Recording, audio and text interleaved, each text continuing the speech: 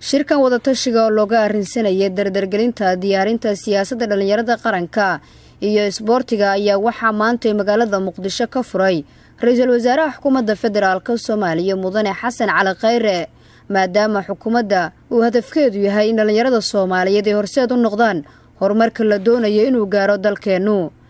shirka oo soo qaban qaabisay wasaaradda dhalinyarada ee ciyaaraha ee xukuumadda federaalka Soomaaliya ayaa waxaa ka qayb galay xildhibaanada dhalinyarada ee ku jira baarlamaanka Soomaaliya, wasiirada dhalinyarada ee dowlad goboleedyada xubnaha ka dowladda federaalka, xiriirada isboortiga dalka, xubno ka socday ururada dhalinyarada iyo marti sharaf kale. wasiirka dhalinyarada iyo isboortiga ee xukuumadda federaalka Soomaaliya Marwa Khadiija Maxamed Diiriye oo ka hadashay shirka ayaa sheegtay caqabadaha haysta dhalinyarada Soomaaliyeed ee loo baahan yahay in lagu qeexo siyaasadda dhalinyarada qaranka.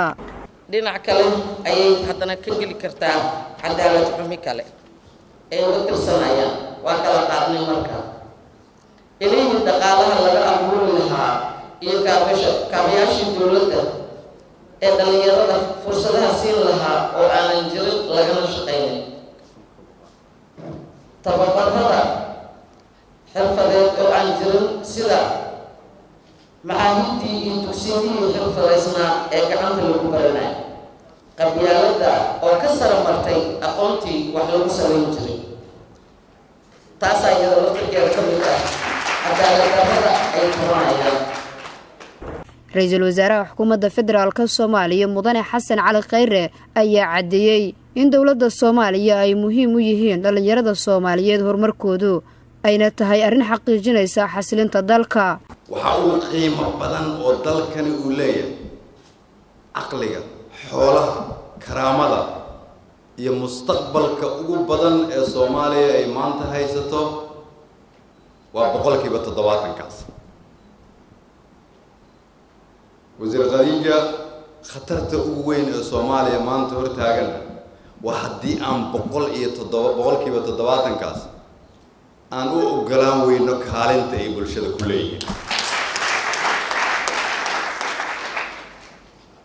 haddii dadka Soomaaliyeed iyo dalkani uu doonayo inay nabad iyo xasilooni ka dhacdo, haddii dalkani uu rabo inuu horumar iyo barwaaqo sameeyo, haddii dalkani uu rabo inuu dunida la tartamo, haddii dadka iyo dalkani ay doonayaan in sharaftii iyo karaamadii la soo celiyo ay lahayd ummadda Soomaaliyeed, haddii dalkani uu doonayo inuu noqdo muraayadii uu dunida ka ahaan jiray markii anigu aan dhalinyarada da'diinoo kala ahaa, sida keliya oo aan ku noqon karno waxa ay tahay inaan awoodda dib u soo celino, idinka gacantiina ku soo celino. Mudane Xasan Cali Khayre ra'iisul wasaaraha dalka ayaa xusay dhalinyarada maanta looga baahan yahay inay dhexda u xirtaan horumarka iyo dib u soo celinta karaamada iyo sumcaddii dalkeenu ku lahaa adduunka. dhalinyarada Soomaaliyeed waxaan u sheegayaa dalkan waxaa soo xareeyay dhalinyaro idinka idin la mid ah, waxaa sharaftiisa iyo karaamadiina keenay dhalinyaro idinka da'diina, waxaa u diiday gumaysi dhalinyaro idinka da'diina, waxaa u diiday siyaasiyiin iyo dad kale inay wiiqaan dhaqanka iyo sharafta ummadda Soomaaliyeed dhalinyaro idinkoo kale ah. waxaa diiday dalkan in la kala qaybiyo dhalinyaro. waxaan idin xasuusinayaa inaadan cidna marti uga noqonina dalkiina. waxaan idinku dhiirigelinayaa inaadan aqbalinina haddii aad aragtaan wax qalad. waxaan idinku dhiirigelinayaa inaadan aqbalinina haddii la duudsado xuquuqdiina. waxaan idinku dhiirigelinayaa inaadan yeelina cid walba oo danta gaarka ah ka hormarinaysa danta ummadda Soomaaliyeed, sababtu waxay tahay dalka idinkaa iskale.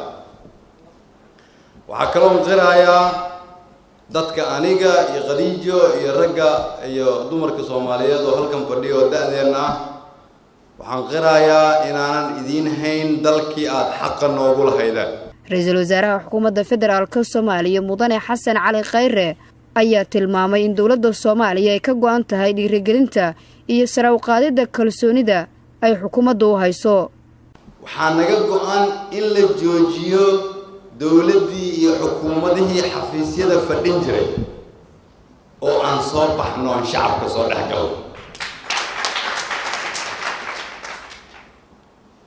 meelaha idinku aad joogtaan ma aha inaan ka cabsado, meelaha aad timaadaan ma aha inaan imaan weyn. haddaad 10 tihiin, 20 tihiin, 200 tihiin, 2,000 tihiin, waa inaanay farqi noo samayn. meel walba oo ay 10 qof ama 2 qof Soomaaliyeed isugu timaado, meeshaas waa inaan annaguna isugu nimaadnaa, sababtoo ah waxaan nahay adeegayaasha shacabka Soomaaliyeed. diyaarinta siyaasadda dhalinyarada qaranka ayaa qayb ka ah qorshaha xukuumaddu ay ku doonayso horumarinta dhalinyarada Soomaaliyeed iyo isboortiga oo qayb ka qaadanaya isdhexgalka bulshada. Nasra Bashiir Cali, warbaahinta qaranka, magaalada Muqdisho.